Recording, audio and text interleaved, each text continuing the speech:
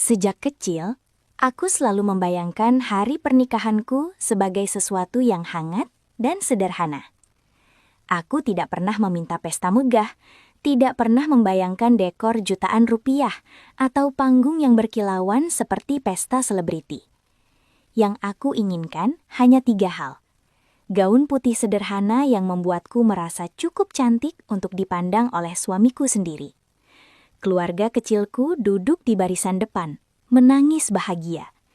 Rama berdiri di pelaminan, tersenyum padaku seakan aku adalah satu-satunya perempuan di dunia. Sesederhana itu.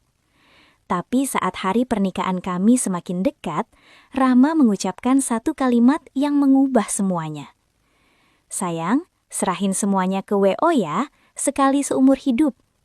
Kata-katanya terdengar meyakinkan, penuh percaya diri, seolah pernikahan tanpa WO adalah sebuah kesalahan fatal.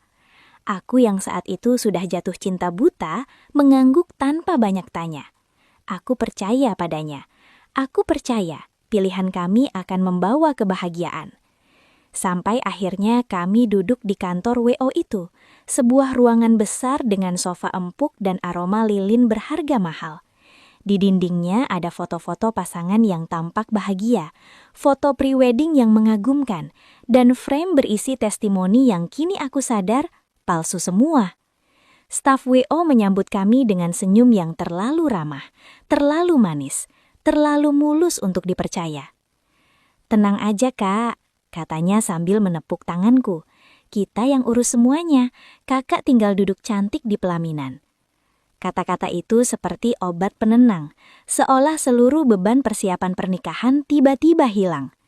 Aku merasa aman, merasa dimanjakan, merasa semuanya akan baik-baik saja. Aku bahkan sempat berkata pada Rama, "Mas, kayaknya kita beruntung dapat WO ini." Rama hanya tersenyum, senyum yang saat itu kubaca sebagai persetujuan, tapi kelak kupahami sebagai senyum dari seseorang yang sebenarnya tidak tahu apa yang ia lakukan.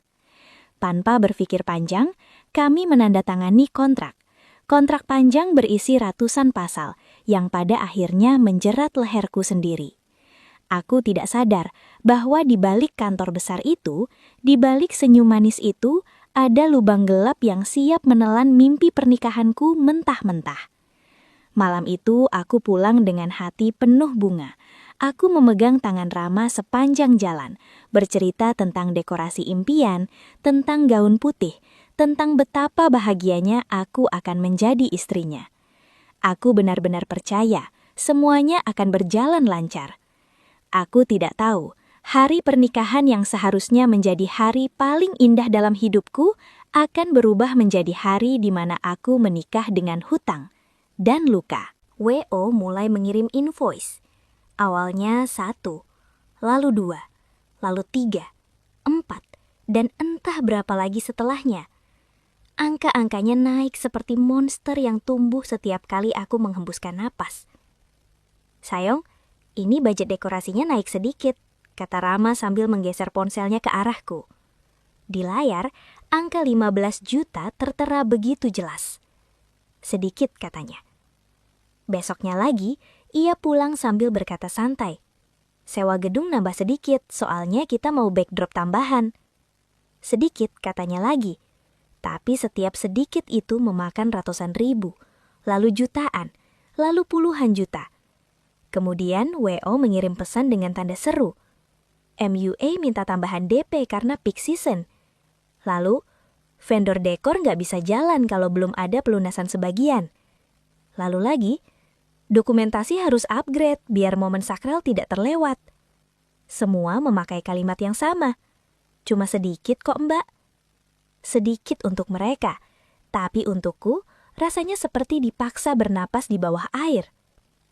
Rama selalu berkata, "Tenang, nanti kita urus bareng." Tapi setiap kali invoice masuk, setiap kali vendor menagih, setiap kali WO menelpon sambil mengancam halus, kita itu selalu berubah menjadi aku. Aku yang menanggung, aku yang menjelaskan, aku yang meminjam. Aku menghabiskan tabungan bertahun-tahun, tabungan yang awalnya ingin kupakai untuk rumah kecil Tami. Aku meminjam dari keluarga dengan malu yang mengiris. Bahkan, dengan tangan gemetar, aku mengambil cicilan atas namaku sendiri, tanpa bilang pada Rama. Karena aku terus meyakinkan diri, ini untuk pernikahan kami, untuk kebahagiaan kami, untuk masa depan kami. Tapi jauh di dasar hatiku, ada bisikan kecil yang tidak mau diam. Untuk siapa sebenarnya pengorbanan ini? Dan aku belum tahu bahwa tidak ada masa depan yang sedang kutata. Yang sedang kubangun hanyalah jurang yang menunggu menelanku.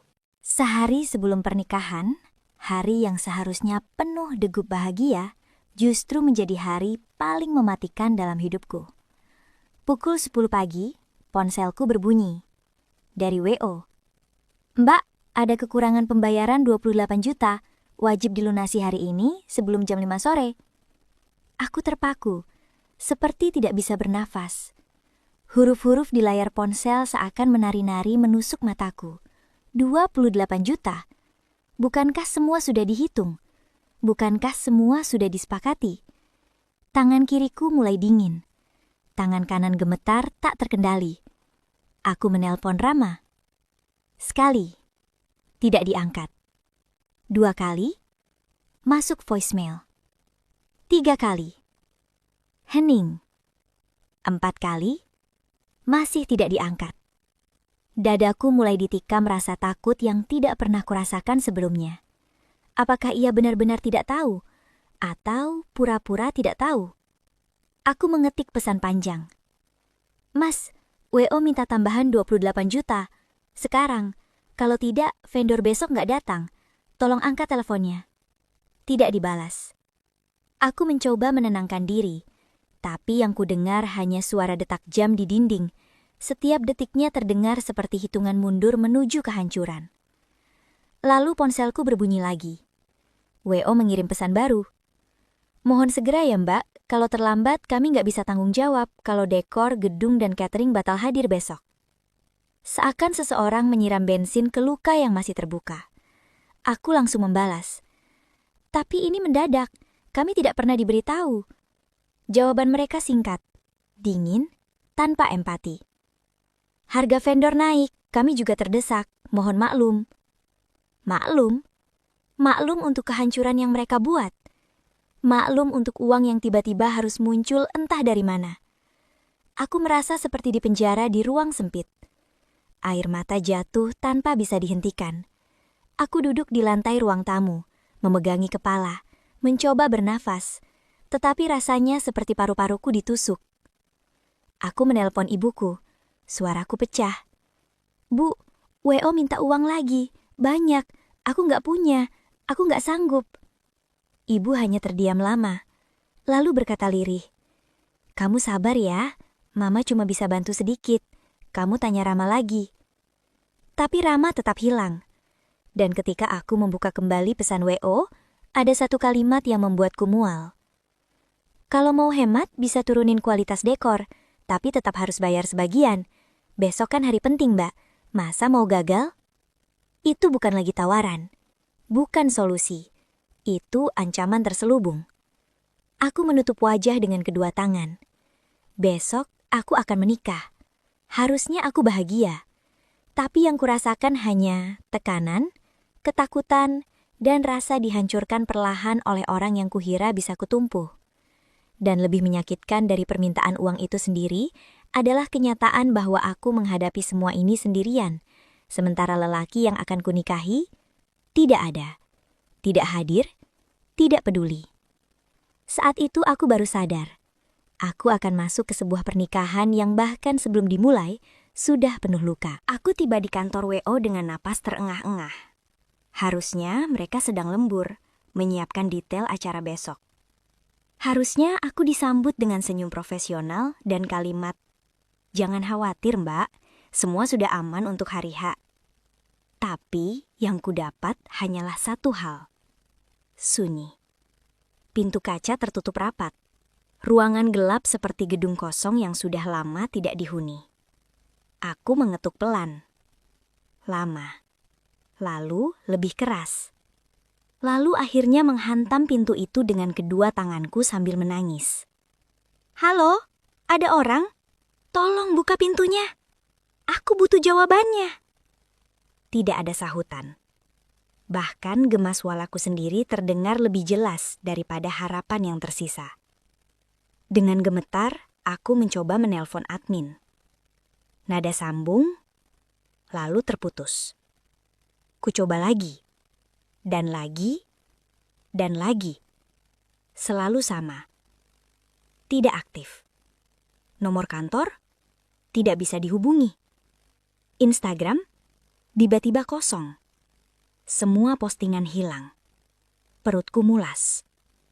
Dunia berputar. Kepalaku seperti ditampar kenyataan paling menyakitkan. Aku sedang ditipu.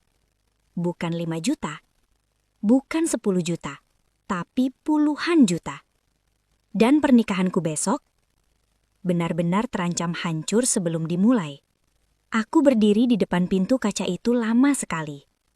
Wajahku memantul di permukaannya. Kusut, merah, dan putus asa. Ini bukan mimpi, kan? Bisikku lirih. Tapi mimpi buruk tidak butuh kepastian. Ia hanya butuh korban. Aku pulang dengan langkah goyah. Di rumah, semua orang sibuk mempersiapkan baju, make up, sepatu, kebaya. Mereka tertawa, berfoto, bercanda tentang masa depan rumah tanggaku. Tidak ada yang tahu bahwa di kamarku, aku menjerit diam-diam. Bantal basah, rambut kusut, mataku bengkak sampai rasanya ingin pecah. Aku ingin membatalkan semuanya. Ingin teriak, "Stop! Aku nggak sanggup! Aku nggak sanggup!" Tapi bagaimana mungkin? Undangan sudah tersebar. Dekorasi sudah dibicarakan. Keluarga besar sudah datang dari jauh. Pernikahan ini bukan lagi hari bahagiaku, tapi reputasi keluargaku. Dan Rama, laki-laki yang harusnya jadi sandaranku, hanya mengirim pesan pendek. "Maaf, aku ketiduran. Besok aku bantu beresin." Aku mematung lama menatap layar. Tidak ada kamu gimana? Tidak ada kamu butuh bantuan? Tidak ada kepanikan. Tidak ada empati. Seolah aku sedang membereskan hal sepele. Bukan menambah lubang 28 juta yang muncul entah dari mana. Malam itu aku membuat keputusan paling gila sekaligus paling menyakitkan. Aku membayar semuanya dengan kartu kreditku sendiri. Tangan gemetar saat memasukkan angka. Air mata jatuh saat menekan tombol PAY. Dan hatiku hancur saat notifikasi pembayaran berhasil muncul. Karena di saat aku menanggung beban sebesar itu, Rama bahkan tidak bertanya bagaimana aku melunasinya. Ia hanya berkata, "Bagus sayang, besok pasti berjalan lancar." Dan di situ aku sadar, cinta kami tidak lagi berdiri bersama. Cuma aku yang berdiri di tengah badai. Sementara dia memilih berlindung sendirian. Pernikahan yang tidak pernah aku mimpikan. Pagi itu, hari yang seharusnya menjadi hari paling membahagiakan dalam hidup seorang perempuan, malah terasa seperti hukuman. Aku duduk di kursi rias dengan gaun putih yang seharusnya membuatku merasa cantik. Tapi yang kurasakan hanya sesak. Makeup artis yang dijanjikan WO tidak datang. Nomor admin tidak aktif. Dan yang datang hanyalah seorang MUA pengganti yang jelas-jelas bukan profesional. "Maaf ya Mbak, saya juga cuma disuruh last minute," katanya pelan. Aku hanya mengangguk, tidak sanggup bicara. Setiap sapuan kuas di wajahku terasa seperti menggores luka baru. Seharian kemarin aku menangis karena hutang puluhan juta yang harus kubayar sendiri. Sekarang aku dipaksa tersenyum di tengah reruntuhan mimpiku. Lalu gaun itu. Gaun yang dijanjikan sebagai premium dengan bordir halus dan bahan yang katanya eksklusif. Tapi waktu ku pegang, bahannya kasar, fittingnya tidak pas, dan detailnya berbeda jauh dari contoh yang pernah kutandatangani. Aku melihat pantulan diriku di cermin. Perempuan yang seharusnya bersinar, tapi tampak rapuh seperti kaca retak. Aku mencoba menarik napas. Tidak berhasil. Rasanya dunia berputar. Saat itulah Rama masuk ke kamar. Dengan jas rapi, dengan senyum seolah semua baik-baik saja. Dengan langkah ringan seperti ia tidak ikut dalam badai yang menghancurkan hidupku. Sayang, ia mendekat sambil memegang tanganku. Cantik banget, aku bahagia banget hari ini. Bahagia? Aku ingin tertawa, atau menjerit, atau memukulkan sesuatu ke tembok. Bagaimana ia bisa bahagia? Sementara aku bahkan tidak tahu bagaimana membayar tagihan kartu kredit bulan depan. Bagaimana ia bisa tenang, sementara aku semalaman menangis karena WO menipuku mentah-mentah. Tapi aku tersenyum. Senyuman yang kaku, palsu, dan penuh luka. Mas, kamu tahu apa yang terjadi kemarin? Tanyaku pelan. Ia mengangguk ringan. Oh, soal WO. Tenang aja, yang penting hari ini jadi kan? Seakan kebahagiaan pernikahan hanya tentang jadi, bukan tentang darah dan air mata yang kujatuhkan di balik itu. Saat itulah aku sadar. Aku menikah dengan lelaki yang tidak pernah benar-benar mau mengerti. Tidak mau tahu apa yang kulakukan demi mewujudkan mimpinya. Tidak mau peduli berapa banyak luka yang kutahan sendirian. Dan yang paling menyakitkan, pernikahan yang seharusnya penuh cinta berubah menjadi acara mewah berutang yang bahkan dia tidak coba selamatkan. Aku berdiri. Gaun itu terasa berat. Langkahku gemetar. Tapi aku tetap berjalan menuju pelaminan. Bukan karena aku bahagia, bukan karena aku yakin, tapi karena semuanya sudah terlanjur bergerak, dan aku tidak punya kekuatan untuk melawan. Hari itu semua orang memujiku. Pengantinnya cantik. Wah, dekorasinya bagus. Momennya indah sekali. Mereka tidak tahu bahwa di balik riasanku ada mata yang bengkak karena menangis semalaman. Di balik gaunku ada cicilan yang akan menghantui bertahun-tahun. Dan di sampingku berdiri pria yang bahkan tidak tahu aku hampir tidak bisa bernafas karena tekanan. Hari itu aku resmi menjadi istri. Tapi aku merasa kehilangan diriku sendiri. Malam itu harusnya menjadi malam paling bahagia dalam hidupku. Malam pengantin. Malam di mana suami dan istri saling tersenyum, saling berterima kasih, saling merayakan cinta.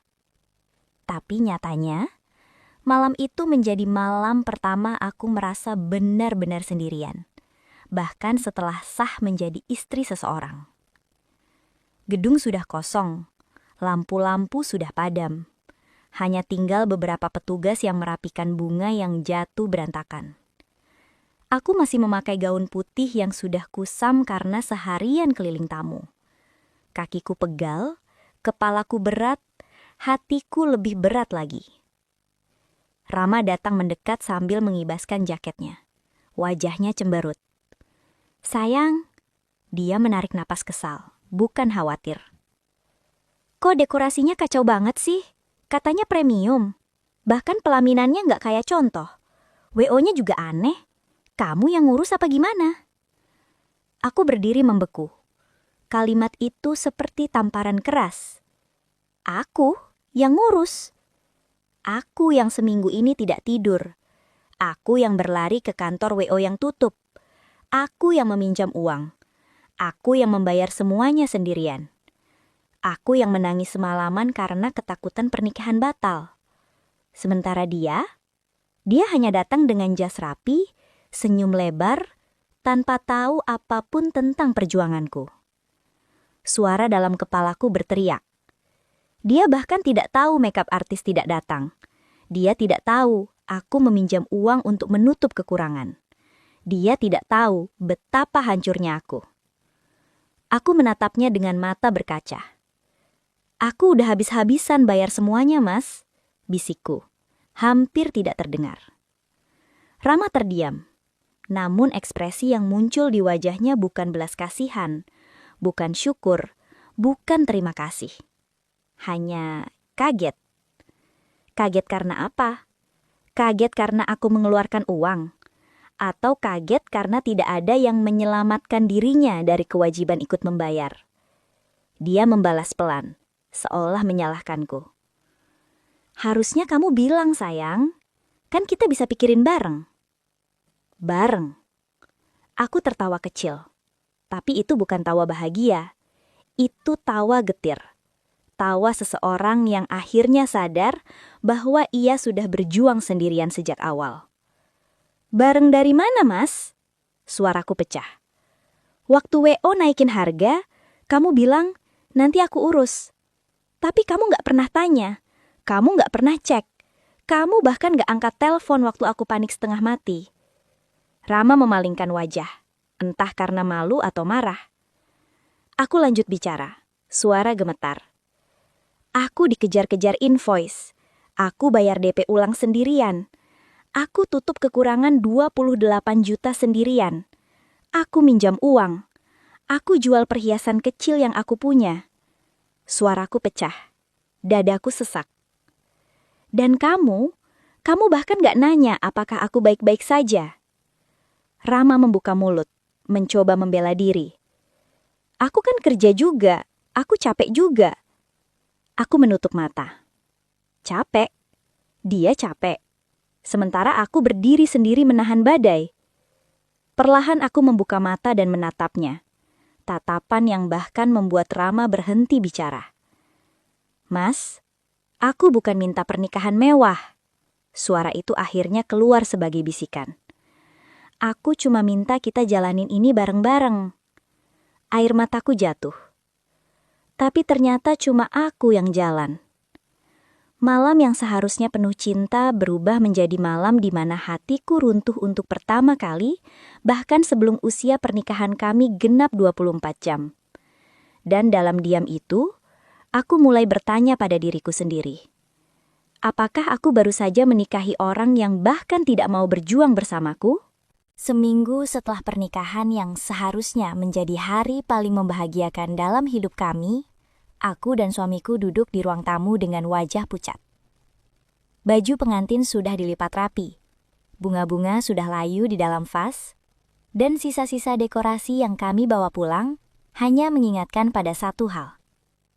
Tagihan. Bukan kenangan, bukan bahagia, tapi tagihan. Kami memutuskan menghubungi wedding organizer, WO, yang selama ini kami percaya. Namun saat suamiku menekan nomor mereka, nada sambung yang terdengar hanya, nomor yang Anda tuju sedang tidak aktif. Aku mencoba nomor lain. Tetap sama. Tidak aktif, tidak bisa dihubungi. Kami mencoba mendatangi kantor mereka. Namun yang kami temukan hanya ruangan kosong dengan cat mengelupas, lantai berdebu dan papan nama yang sudah dicopot. Seorang penjaga kios sebelah berkata lirih, seolah takut ikut terseret masalah. Mereka pindah sejak seminggu lalu. Katanya mau renovasi. Tapi sampai sekarang, nggak balik lagi. Akun media sosial WO itu menghilang. Website mereka tak bisa diakses. Semua bukti eksistensi orang-orang yang mengatur hari besar kami hilang begitu saja. Dan aku berdiri di pinggir trotoar, memeluk lengan sendiri, merasakan angin sore mengibaskan rambutku, mencoba keras untuk tetap bernafas.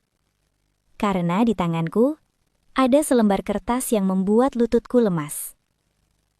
Total hutang, Rp49.800.000. Tagihan catering yang ternyata tidak dibayar penuh oleh WO. Tagihan dekorasi yang ternyata hanya dibayar DP. Tagihan venue yang seharusnya sudah include dalam paket, ternyata belum dilunasi. Semua menagihnya ke kami. Semua. Dan setiap angka di kertas itu terasa seperti belati yang menusuk pelan ke dadaku. Retakan pertama. Setiap malam, aku dan suamiku mulai duduk di meja makan yang sama. Namun dengan rasa yang berbeda. Bukan lagi membicarakan masa depan, rumah atau rencana liburan seperti pasangan baru menikah pada umumnya. Tapi cicilan, bunga pinjaman, dan siapa yang harus membayar lebih besar bulan ini? Kamu juga yang pilih WO itu. Tapi kamu yang bilang mereka kelihatan profesional. Kalau kamu lebih teliti, kita nggak begini. Kalau kamu mau bantu dari awal, aku nggak stres sendiri. Kami saling melempar kata-kata seperti pisau kecil yang tak sengaja diarahkan ke dada orang yang seharusnya kami cintai.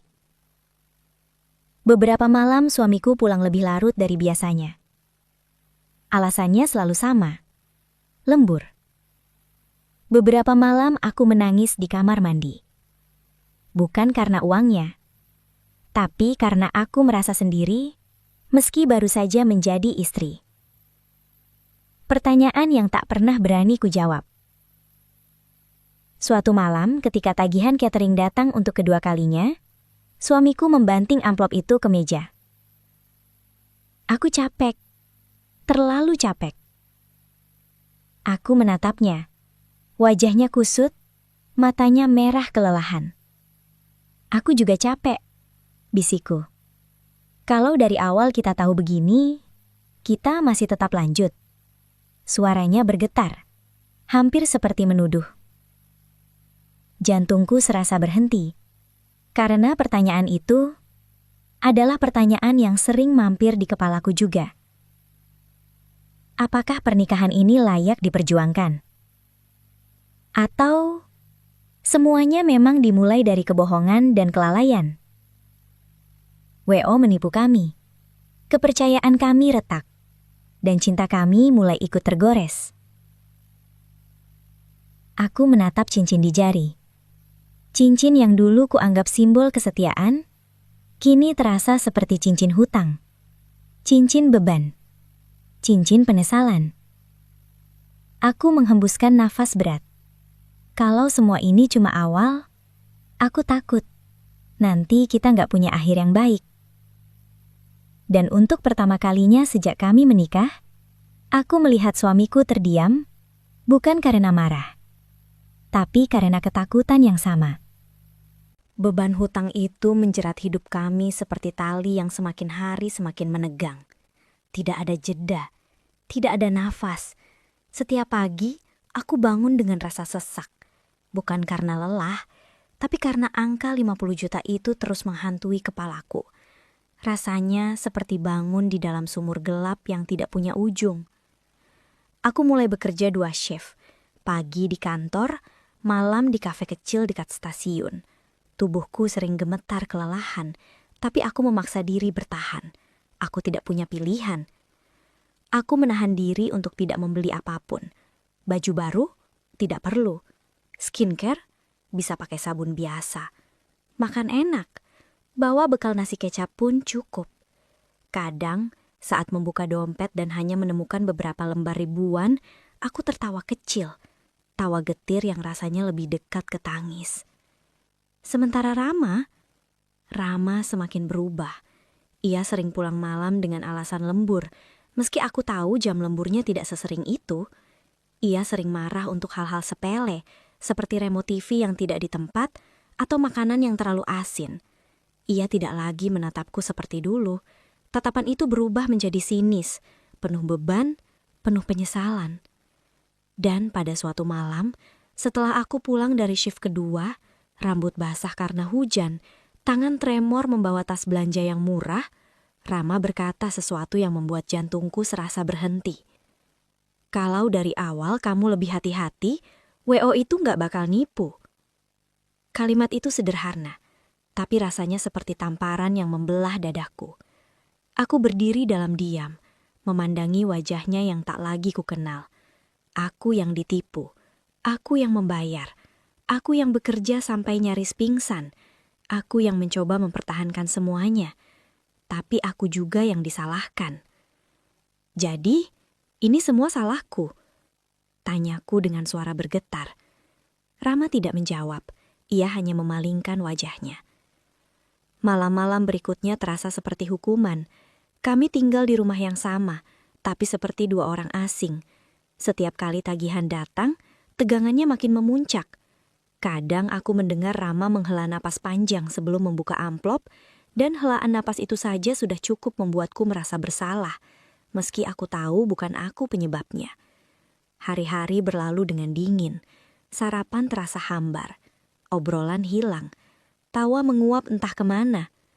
Pernikahan yang dulu kubangun dengan cinta, harapan dan sedikit mimpi kecil berubah menjadi penjara yang penuh hutang dan luka. Dan aku terjebak di dalamnya tanpa tahu siapa yang akan lebih dulu menyerah.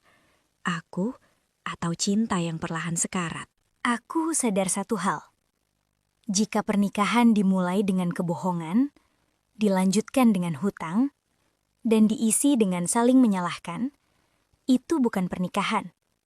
Itu penderitaan legal yang diberi nama komitmen. Selama ini aku mencoba menenangkan diri dengan kalimat, ini hanya fase, semua pasangan mengalami ujian. Tapi semakin aku memaksakan diri untuk percaya, semakin perih luka itu terasa. Malam itu, rumah terasa sangat sunyi. Angin dari jendela kecil di ruang tamu membuat tirai bergerak pelan. Seolah ikut menyaksikan aku yang duduk termangu, menunggu Rama pulang dari entah mana. Jam menunjukkan pukul 23.17. Aku masih dengan baju kerja yang penuh debu dan bau minyak restoran. Tanganku gemetar saat membuka amplop tagihan kartu kredit, yang lagi-lagi berisi cicilan WO bodong itu. Aku sudah tidak bisa menangis. Hanya ada rasa mati perlahan. Ketika Rama akhirnya pulang, parfum asing menempel samar di bajunya. Bau yang bukan milikku. Bukan aroma rumah ini. Tapi aku terlalu lelah untuk bertanya. Terlalu penat untuk berdebat. Terlalu kosong untuk menangis. Aku menatapnya yang meletakkan kunci motor di meja. Rama, suaraku pecah. Kita perlu bicara. Ia berhenti, menatapku tanpa emosi. Apalagi? Hutang lagi? Aku menghela napas panjang, menahan semua kalimat tajam yang ingin keluar. Bukan, aku cuma mau jujur. Aku mau pisah dulu. Ujarku lirih. Kita butuh jarak. Aku capek terus disalahkan. Aku capek hidup di bawah beban yang harusnya kita tanggung bersama. Lama. Sangat lama. Ia tidak menjawab. Ia bahkan tidak terlihat kaget. Seakan-akan, ia sudah menunggu kalimat itu sejak lama. Akhirnya, dengan suara datar, tanpa menatapku, ia hanya berkata, "Kalau itu maumu." Tidak ada genggaman tangan. Tidak ada usaha menahan. Tidak ada, "Jangan pergi." Tidak ada, "Kita perbaiki sama-sama."